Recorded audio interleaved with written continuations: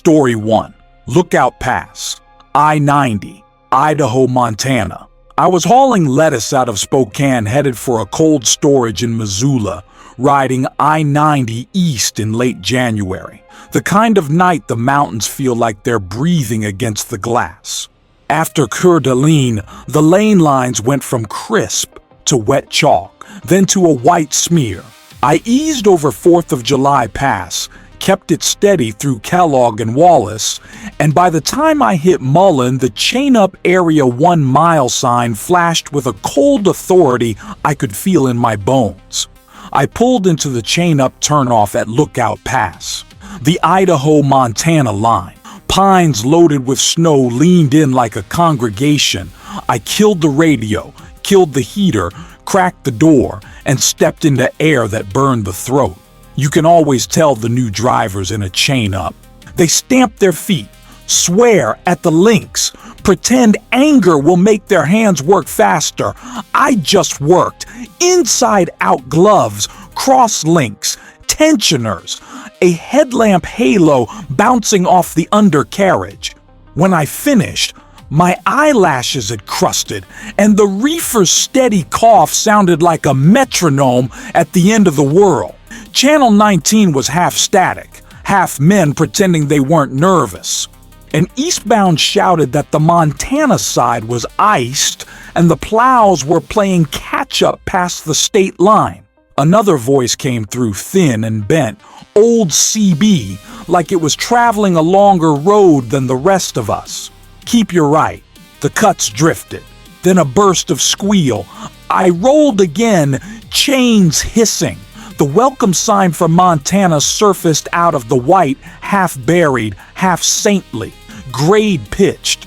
Nothing but the tunnel of my lights, the reflection off the stripes, snow-like confetti set on a tack. A set of amber lights appeared up ahead, steady, low, and moving wrong, like the vehicle was sliding but refusing to admit it.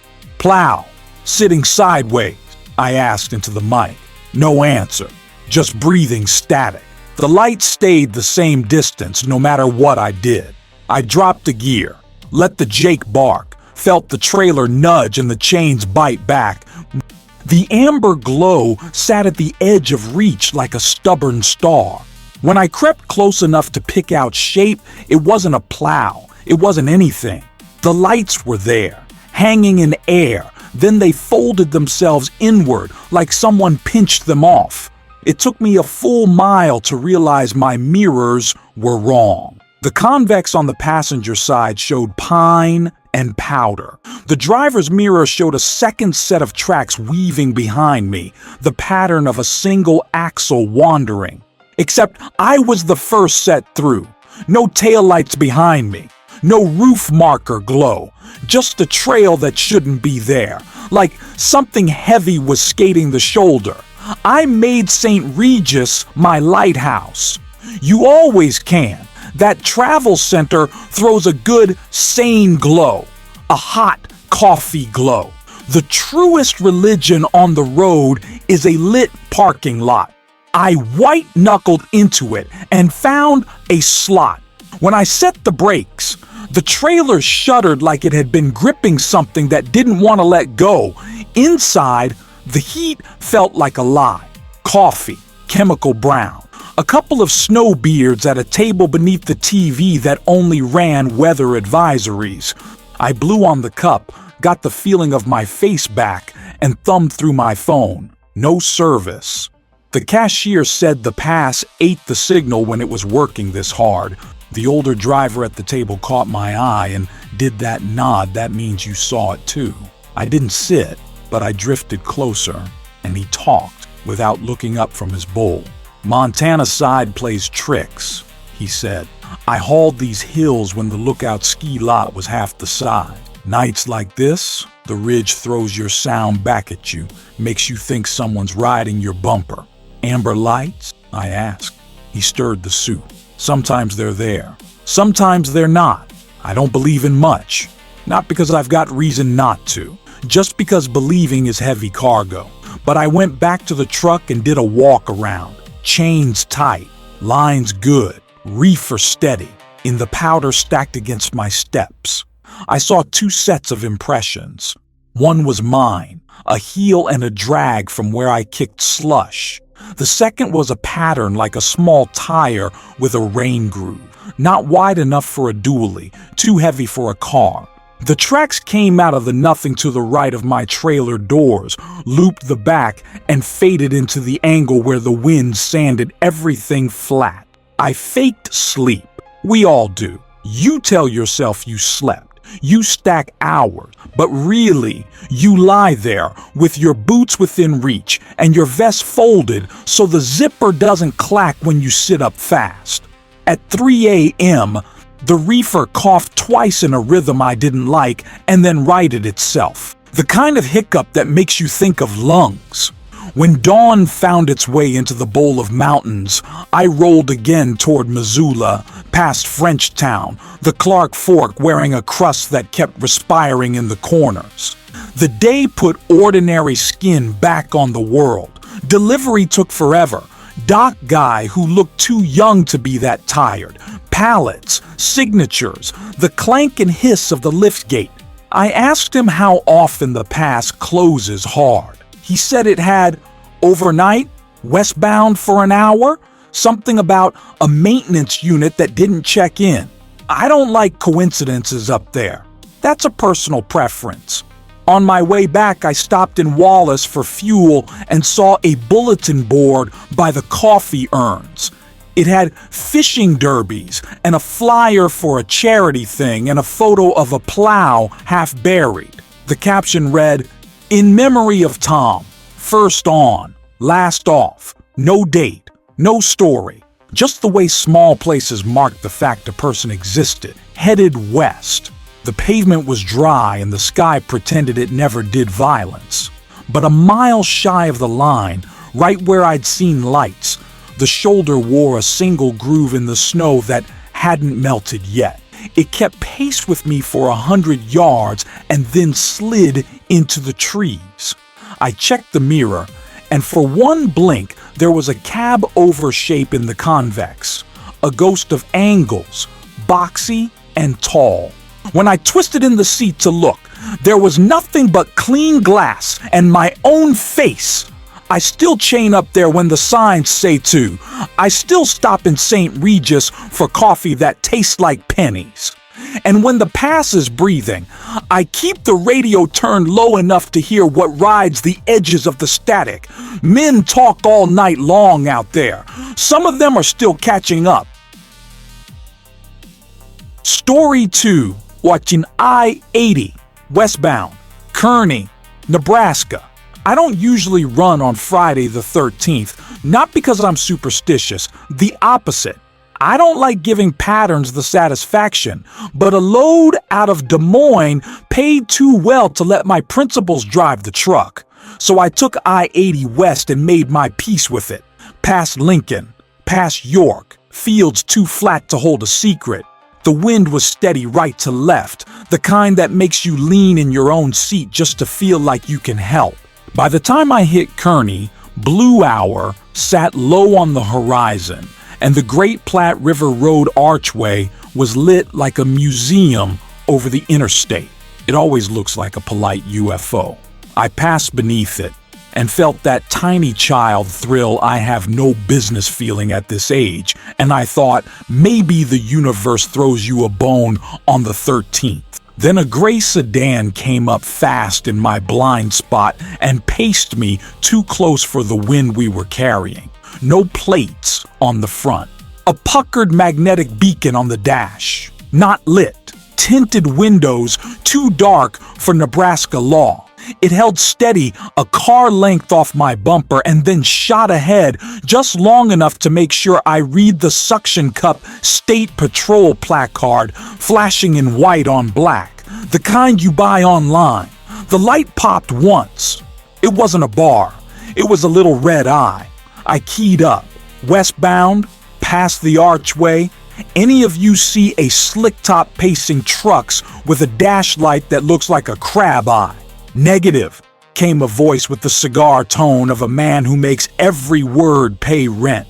Patrol's running chargers tonight. Full bars, nothing like that. The fake trooper cut in front of me and tapped the brakes for the camera, just 2 stabs.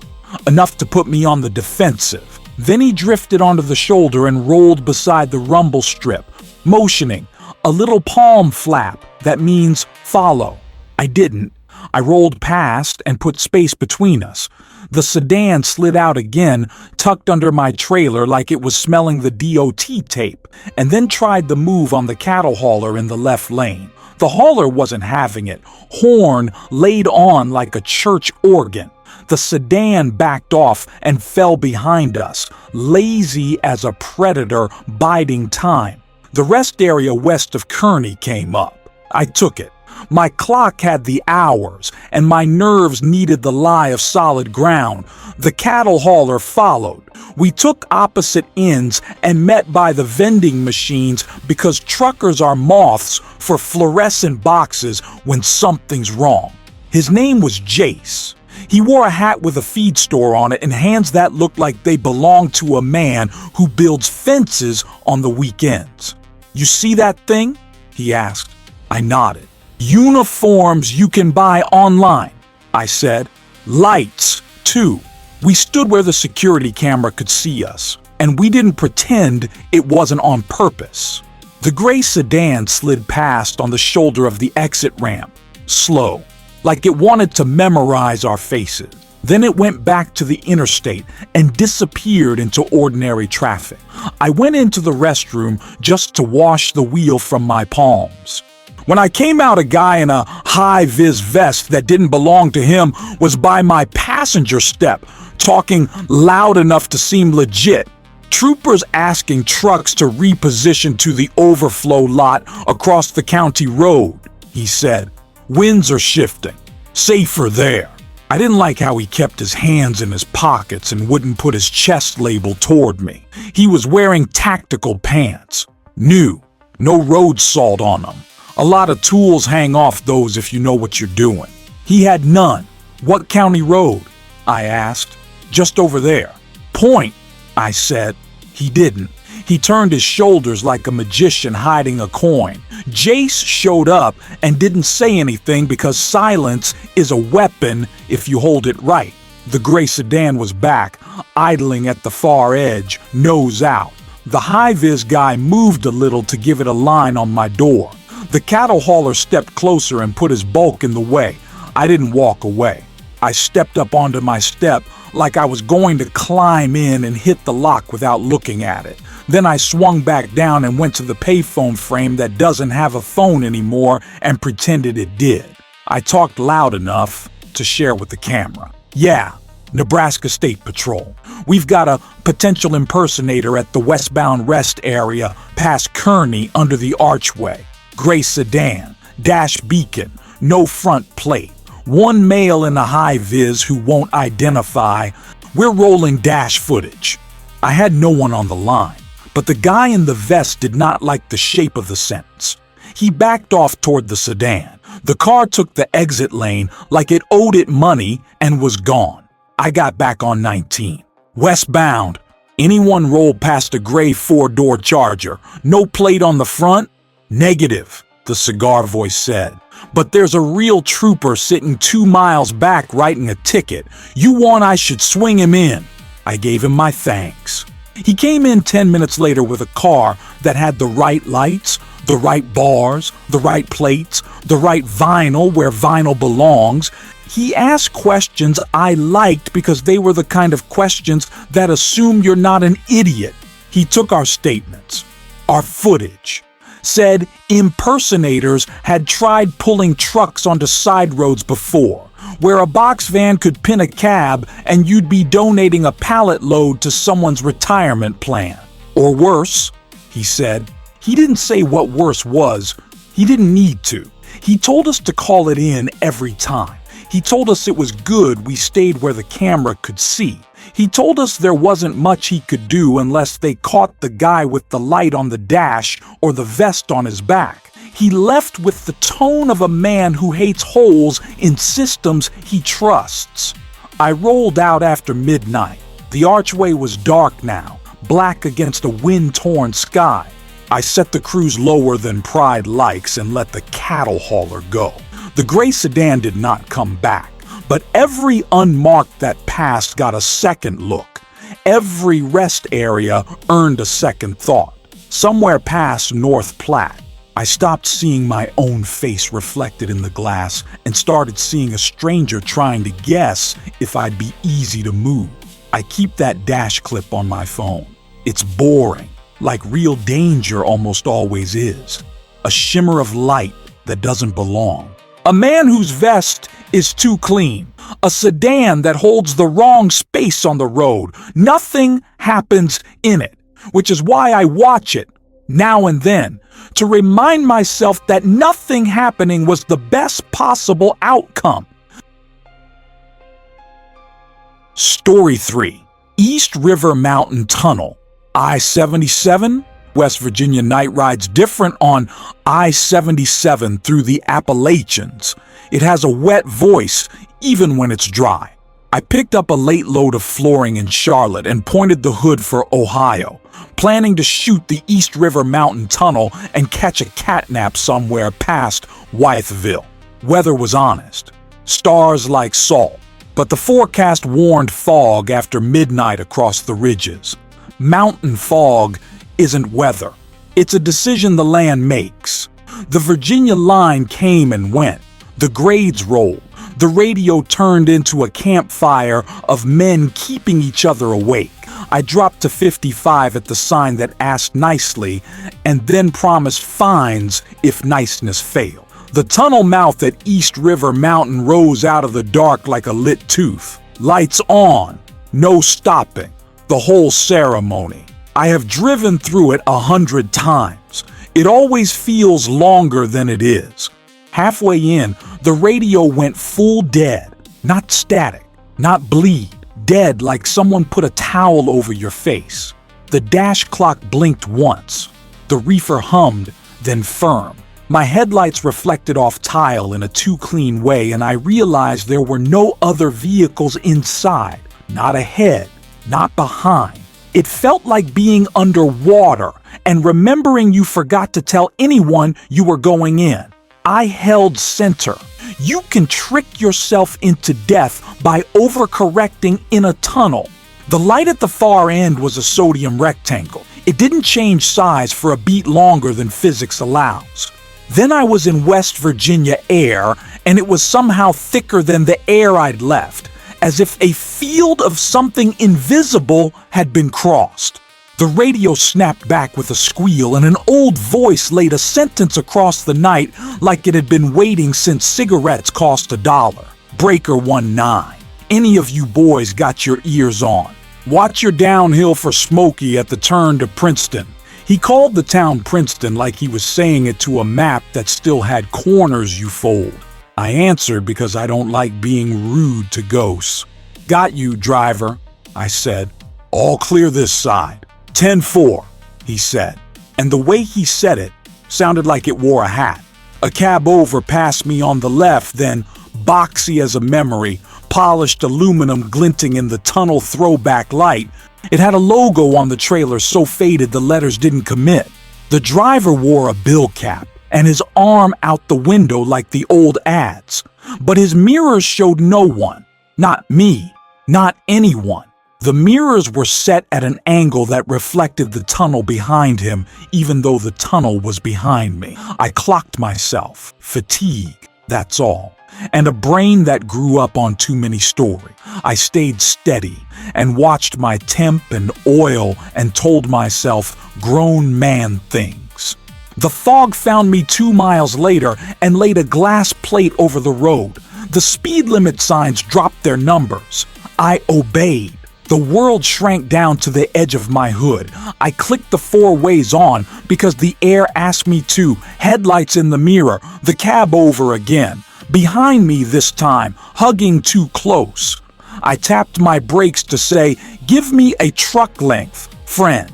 The lights dimmed, like he nodded. Then they slid from my mirror to my passenger window. Then ahead without ever occupying the space between. It's the kind of thing only the tired see and the sober don't talk about. West Virginia scales closed. came a modern voice. Bears all tucked in. 10-4, I said. Fog thick east of Bluefield. Always is, the cigar driver from the plane said, like he could see across states. Keep it greased. I eased past Princeton, past an exit sign I know by heart. The cab over held its place ahead of me like a pacer you can't pass. When he dropped to 40, I dropped to 40. When he eased back to 50, I did too. There was comfort in the math of it. Then I noticed he never hit his brakes. Not once. Not even when the fog made brake lights bloom blood red in my eyes. At the rest area, I turned off. Something in me wanted ground and a paper map in my hand.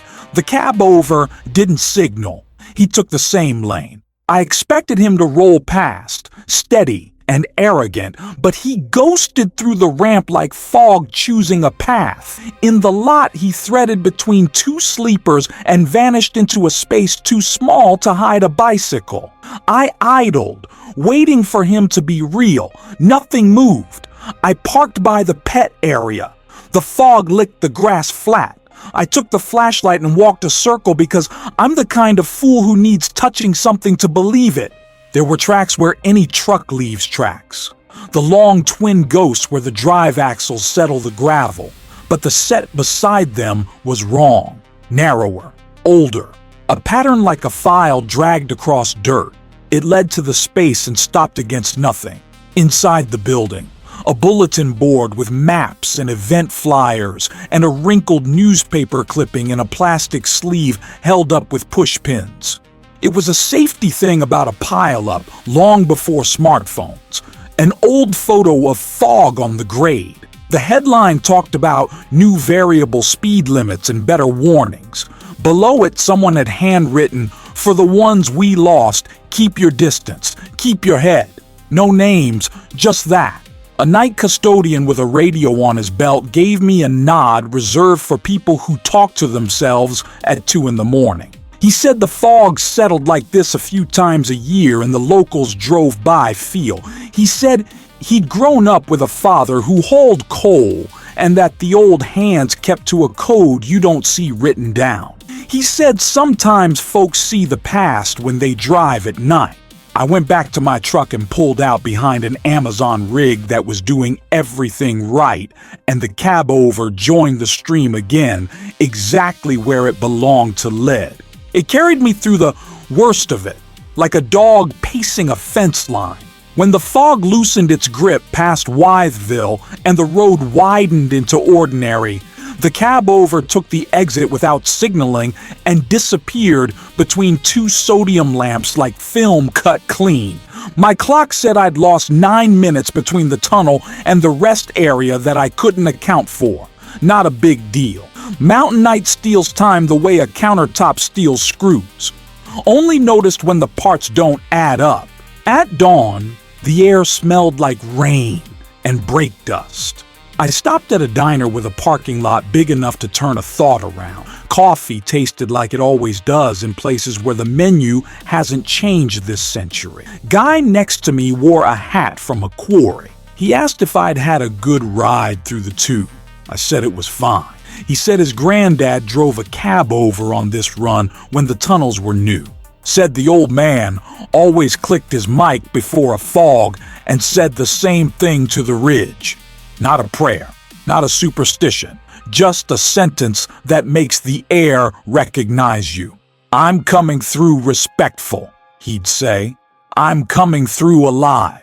I don't repeat lines to the dark. But when I reset my clock on the way out and checked my mirrors, I said it quietly to the glass because the road is a church if you let it be, and I've learned how to sit in a pew without making a show of it.